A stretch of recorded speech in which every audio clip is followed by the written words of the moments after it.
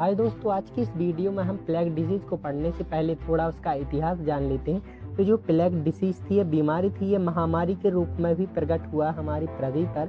यह एक ऐसी बीमारी है जो पिछले कई सदियों से मानव जाति को प्रभावित करती आई है। आइए इसकी शुरुआत से लेकर आज तक के सफ़र पर एक नज़र डालते हैं थोड़ी सी। तो देखिए, प्लेग का सबसे पुराना उदाहरण हमें प्राचीन काल में मिलता है। ये मानी जाती है कि प्लेग का पहला विशाल प्रकोप जस्टिनिया प्लेग के रूप में 541 एडी में रोमन साम्राज्य में हुआ था। इस बीमारी ने पूरे साम्राज्य को हिलाकर रख दिया था और अनेक लोगों की जान ली थी। तक ये जो बीमारी है, ये फ्लीज के माध्यम से फैली थी, जो टिश्यू बोलते हैं जिसे हम, जो चूहों पर रहती थी। ब्लैक डेथ ने पूरे यूरोप में भय और संकट का महाकाल बना दिया था और लाखों मिलियंस में भी जान गई थी लोगों की।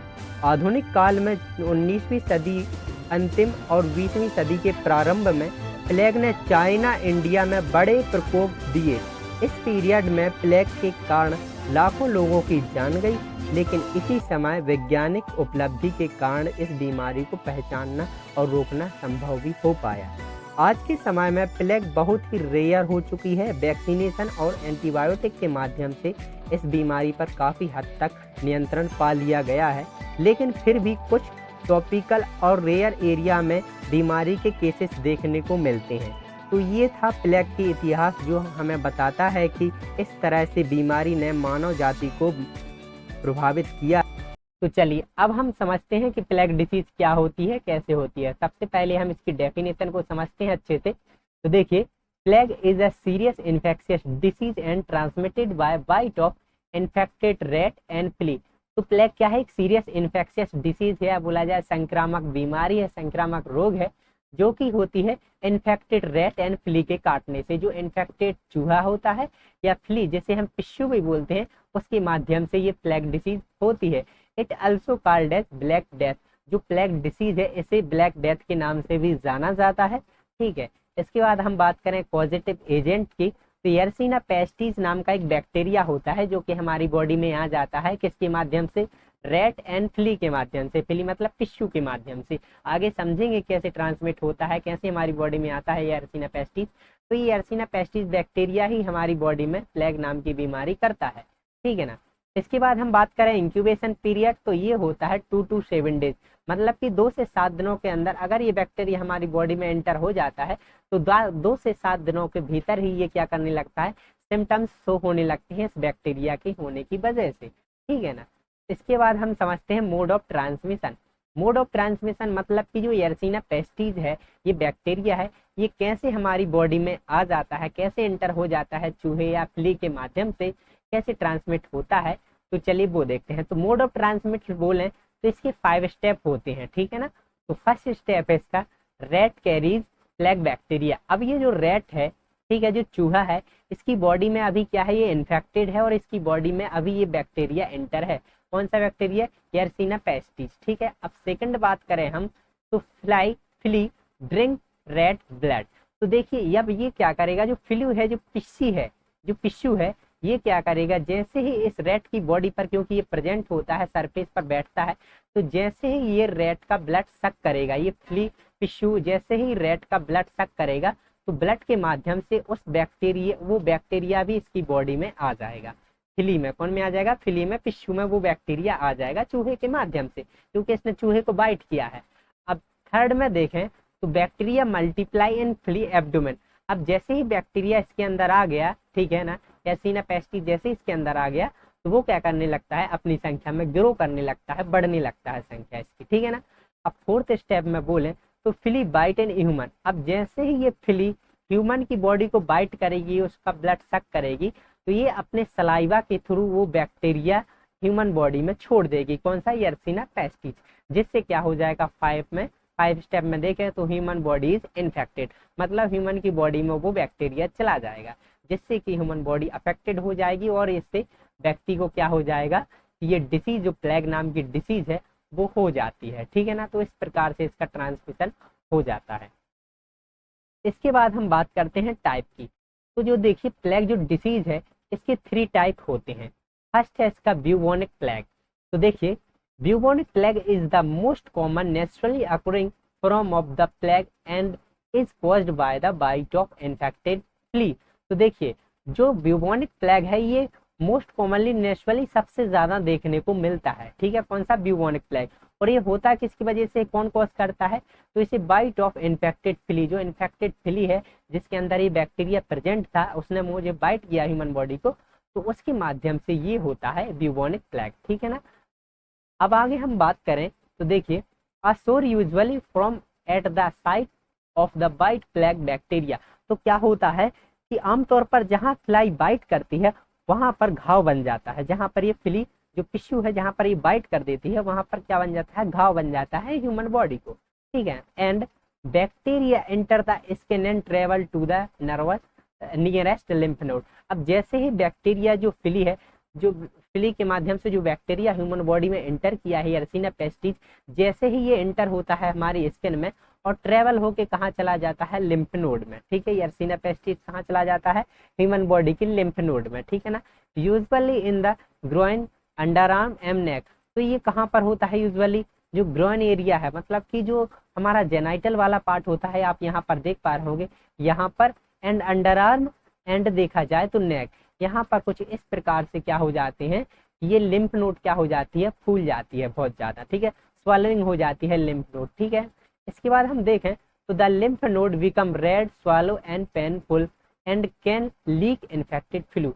तो होता क्या है कि जैसे ही ये मतलब कि जो बैक्टीरिया है यर्सीना पेस्टिस जैसे ही हमारी ग्रोइन एरिया में या फिर बोला जाए अंडर आर्म में या नेक वाले जो क्या होती हैं लिम्फ नोड होती हैं, अगर वहां पर पहुंच जाता है तो ये क्या करने लगते हैं, वहां की जो लिम्फ नोड होती हैं वो क्या हो जाती है, रेड हो जाती हैं, स्वेलिंग हो जाती है और पेनफुल वाली कंडीशन बन जाती है, जो आप यहाँ पर देख पा रहे होंगे। यहाँ पर बहुत ज्यादा क्या हो जाती है, स्वेलिंग आ जाती है, रेडनेस आ जाती है, पेनफुल वाली सिचुएशन बन जाती है। और क्या होता है कि इस जो जो क्या है ये लिम्फ नोड है इससे फ्लूइड भी निकलने लगता है, इन्फेक्टेड फ्लूइड लीक होने लगता है। तो कुछ इस प्रकार से ये हो जाता है, ठीक है ना। This swallowing draining lymph node is called bubo. तो जो ये लिम्फ नोड स्वालो हो गई हैं, फूल गई हैं, ठीक है ना, इसे ही हम ब्यूबो बोलते हैं, ठीक है ना, ये ब्यूबो कहलाता है। तो ब्यूबो प्लेग है ये सबसे ज्यादा देखने को मिलता है। चलिए आगे देखते हैं। इसके बाद हम बात करते हैं सेप्टिसेमिक प्लेग। सेप्टिसेमिक प्लेग क्या होता है, तो देखिए अगर when the infection spread to the bloodstream causing septicemia it can arise from bubonic plague और independently plague। देखिए अगर हमें ब्यूबोनिक प्लेग हुआ है, ठीक है, मतलब हमारी लिम्फ नोड में ये बैक्टीरिया इंटर हुआ हो, लिम्फ नोड स्वालो हो गई हैं और पेनफुल वाली कंडीशन बन चुकी है, अगर किसी कारण से अगर लिम्फ नोड से ये बैक्टीरिया हमारी ब्लड स्ट्रीम में चला जाता है, अगर हमारे ब्लड में इन्फेक्शन कर देता है ब्लड में जाने के बाद, तो उसे हम सेप्टिसीमिया बोलते हैं, ठीक है, जिसे हम सेप्टिमिक प्लेग बोल रहे हैं, ठीक है ना। इसे इंडिपेंडेंटली अगर वो हमारी ब्लड स्ट्रीम में चला जाता है तो, ठीक है ना, अगर ये लिम्फ नोड के माध्यम से ब्लड स्ट्रीम में चला जाता है और ब्लड में इन्फेक्शन कर देता है, ठीक है ना। इसके बाद हम समझते हैं न्यूमोनिक प्लेग। न्यूमोनिक प्लेग क्या होता है, देखिए pneumonic plague is a severe lung infection that can be transmitted from person to person through respiratory droplet. क्या होता है न्यूमोनिक प्लेग, अगर ये बैक्टीरिया अब अगर हमारे रेस्पिरेटरी सिस्टम में चला जाता है तो उसे हम न्यूमोनिक प्लेग बोलते हैं। और अगर ये रेस्पिरेटरी में चला जाता है तो ये ट्रांसमिट होता है पर्सन टू पर्सन, मतलब कि अगर किसी को न्यूमोनिक प्लेग हुआ है, मतलब बैक्टीरिया ने अफेक्ट किया है रेस्पिरेटरी सिस्टम को, तो अगर बैक्टीरिया जो व्यक्ति है इन्फेक्टेड हो चुका है न्यूमोनिक प्लेग से, तो वो क्या करेगा, अगर खांसीगा छींकेगा तो ड्रॉपलेट के माध्यम से किसी हेल्दी पर्सन को भी ये न्यूमोनिक प्लेग अफेक्ट कर सकता है, उसे भी हो सकता है एक सेकंड पर्सन को, ठीक है ना। चलिए इसके बाद अब अब देखते हैं हम साइन और सिम्टम्स की। साइन और सिम्टम्स क्या देखने को मिलते हैं अगर किसी को ये डिसीज हो जाती है तो। Bubo in grown area and armpit. Bubo अभी हमने बात की थी, जो लिम्फ नोड गर्दन पे है, आर्मपिट में है, वो क्या हो गई है, जो लिम्फ नोड है स्वेलिंग आ गई है, पेनफुल वाली कंडीशन आ गई है, रेडनेस आ गई है। वो कहाँ कहाँ पर देखने को मिलती है, ग्रोइन एरिया मतलब जो जेनाइटल वाला पार्ट है वहां पर देखने को मिलती है, एंड आर्मपिट में जो आर्म होते हैं वहां पर ये देखने को मिलती है, जो लिम्फ नोड अभी हमने देखी थी स्वेलिंग हो गई थी, ठीक है ना। इसके बाद गैंग्रीन वाली समस्या देखने को मिलती है हमें हैंड में और हमारे पैरों में, मतलब कि यहाँ पर अगर सेप्टिसेमिक की कंडीशन हो जाती है तो हमारे ब्लड में क्या होगा कि ऑक्सीजन नहीं पहुंच पाएगा, जहाँ पर टिश्यू को अगर ऑक्सीजन नहीं मिल पाएगा तो गैंग्रीन वाली समस्या हो जाएगी, जिसमें कि जो उंगलियां होती हैं वो ब्लैक दिखने लगती हैं, ठीक है ना। चलिए इसके बाद हम बात करते हैं हेडेक एंड बॉडी एक, मतलब कि क्या होगा कि बहुत ज्यादा सिर दर्द होगा और हमारी बॉडी में क्या होगा, बहुत ज्यादा दर्द होगा, शरीर में दर्द होगा। सोर थ्रोट मतलब कि गला खराब होना, ठीक है ना। Weakness and journal feeling of illness, क्या होगा कि कमजोरी आएगी और बीमारी सामान्य अनुभूति होगी। इसके बाद क्या है एब्डोमेन पेन, तो एब्डोमिनल पेन देखने को मिलेगा। नोजिया एंड वोमिटिंग जैसी कंडीशन हो सकती है। और सम टाइम कंटेनिंग ब्लड, तो क्या हो सकता है कि वोमिटिंग के साथ साथ हो सकता है कि ब्लड भी आने के चांसेस हो सकते हैं। एंड बात करें फीवर विथ चिल्स, तो बुखार के साथ साथ आपको ठंड भी लग सकती है। Constipation, diarrhoea and black dry stool, तो क्या हो सकता है कॉन्स्टिपेशन, डायरिया हो सकता है और जो स्टूल है वो ब्लैक कलर का भी आ सकता है। ये सिम्टम्स देखने को मिल सकते हैं अगर प्लेग डिसीज हो जाती है तो। एंड क्या होगा कि कफ देखने को मिल सकता है, शॉर्टनेस ऑफ ब्रीथ हो सकती है। एंड हार्ट इरेगुलरिटीज, तो हार्ट में इरेगुलरिटीज देखने को मिलती है। ब्लड प्रेशर लो हो सकता है, ठीक है। कंफ्यूजन एंड सीजर्स देखने को मिल सकते हैं। तो ये साइन और सिम्टम्स होते हैं अगर ये प्लेग डिसीज किसी को हो जाती है तो। चलिए इसके बाद अब हम बात करते हैं डायग्नोस्टिक एवेल्युएशन की बात। तो सबसे पहले हम हिस्ट्री कलेक्ट करेंगे, then physical examination. Physical examination में हम आर्मपिट चेक कर सकते हैं, ग्वाइन एरिया चेक कर सकते हैं, नेक चेक कर सकते हैं व्यक्ति की। अगर लिम्फ नोड स्वेलिंग दिख रही है, उसमें पेनफुल दिख रहा है, रेडनेस दिख रही है, बहुत ज्यादा फूली हुई लिम्फ नोड दिख रही है नेक में, तो आप बॉडी को असेस करके ही बता सकते हैं व्यक्ति को प्लेग डिसीज है। देन इसके बाद हम बात करते हैं culture of lymph node aspirate. तो आप क्या कर सकते हैं, कल्चर कर सकते हैं जहां पर ये नेक में मान लीजिए लिम्फ नोड में स्वेलिंग आई है, तो क्या कर सकते हैं आप वहां का तरल पदार्थ निकाल कर लिम्फ नोड का उसका क्या कर सकते हैं, कल्चर करा सकते हैं, ताकि जो बैक्टीरिया असेस हो सके जो बैक्टीरिया है। साथ ही साथ कल्चर ऑफ स्पूटम, स्पूटम का भी कल्चर करा सकते हैं। एंड चेस्ट एक्सरे भी देखा जा सकता है, चेस्ट एक्सरे में हम जो न्यूमोनिक है उसे हम चेक कर सकते हैं, न्यूमोनिक प्लेग, ठीक है ना। इसके बाद अब हम बात करते हैं मैनेजमेंट की, इसका मैनेजमेंट कैसे किया जा सकता है। तो फर्स्ट मैनेजमेंट है इसका, people with the plague need immediate treatment. तो जिस व्यक्ति को ये प्लेग की डिसीज हुई है उसे हमें क्या करना है, इमीडिएट ट्रीटमेंट प्रोवाइड कराना है, ठीक है ना। All forms of plague come to treated with the proper antibiotic. तो क्या होता है कि जिसके लिए ये डिसीज है उससे हम क्या कर सकते हैं, एंटीबायोटिक के माध्यम से प्रॉपर ट्रीटमेंट प्रोवाइड कर सकते हैं, ठीक है ना, एंटीबायोटिक के माध्यम से।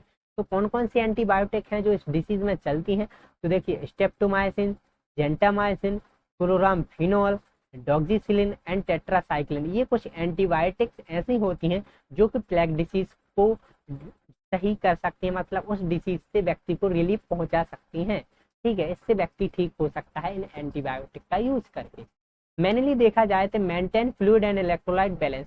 तो हमें क्या करना है, अगर बॉडी में इलेक्ट्रोलाइट लॉस हुए हैं व्यक्ति को तो प्रोवाइड कराना है इलेक्ट्रोलाइट को, फ्लूइड को। इंट्रावीनसली आप फ्लूइड चढ़ा सकते हैं, ठीक है ना। इसके बाद बात करते हैं रेस्पिरेटरी सपोर्ट यूजुअली और अल्सो नीडेड। अगर व्यक्ति को रेस्पिरेटरी की जरूरत है, मतलब ऑक्सीजन की जरूरत है, बॉडी को नीड है, तो आप प्रोवाइड करा सकते हैं, ठीक है, नीडेड के अकॉर्डिंग सपोर्ट प्रोवाइड करा सकते हैं, ठीक है ना। इसके बाद अब हम बात करते हैं प्रिवेंशन की।